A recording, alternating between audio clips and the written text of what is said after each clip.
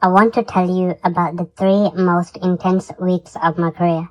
A 17-year-old girl came to find me at her school. She didn't make an appointment. She just appeared at the office door one afternoon and asked if she could talk to someone.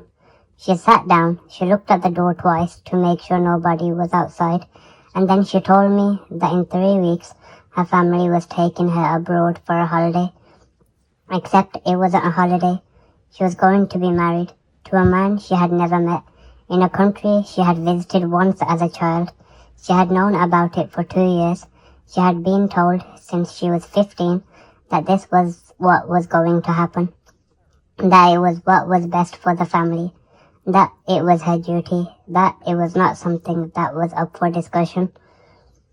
And then she looked at me and said, "I don't want to go," and her hands were shaking the entire time she said it. Now I need to explain something before I tell you what happened next, because people always ask, why didn't she just refuse? Why didn't she just say no? And the answer to that question is the most important thing I can tell you about forced marriage. She loved her family completely and without condition. These were not monsters to her. They were her parents, her siblings, her entire world, everything she had ever known. And she was being asked to choose between her own future and all of that. That is not a simple choice.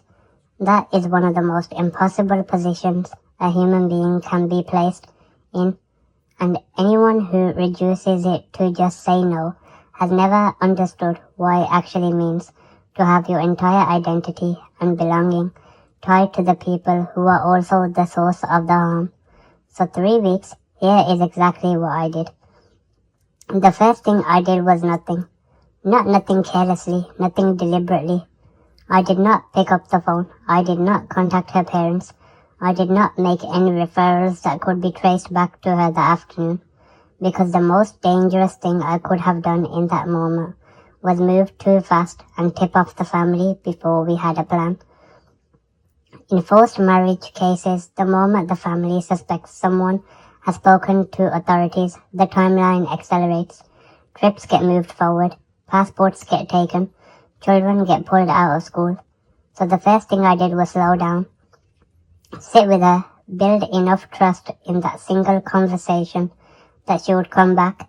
I asked her what she wanted, not what she thought she would want, not what she thought I wanted to hear, what she actually wanted for her own life. She said she wanted to go to university. She had a place confirmed. She was supposed to start in September. I told her that was worth fighting for, and I asked her if she would let me help her fight for it. She came back the next day. Over the following week, we worked quietly and carefully. I made a referral to the forced marriage unit, a specialized government team that handles exactly these cases. We put a warning marker on her passport so that if the family tried to expedite travel documents, it would flag immediately. I worked with her school to make sure she was never left in a situation where she could be removed without warning.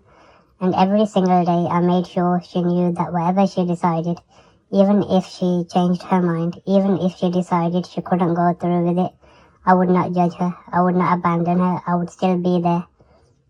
Because that is the thing about this work that nobody tells you in training. Your relationship with that person is the intervention, not the paperwork, not the referrals, not the multi-agency meetings. The fact that she trusted me enough to come back every day, that was the thing that kept her safe. 3 weeks after she first knocked on that office door, her family left for the airport without her. She didn't get on that plane, and I want to be honest with you about what happened next, because that is not a story with a clean, happy ending. She lost contact with most of her family. Her parents did not speak to her for a long time. Some of her siblings cut contact entirely. The community she had grown up in turned its back on her. She grieved all of that deeply and for a long time.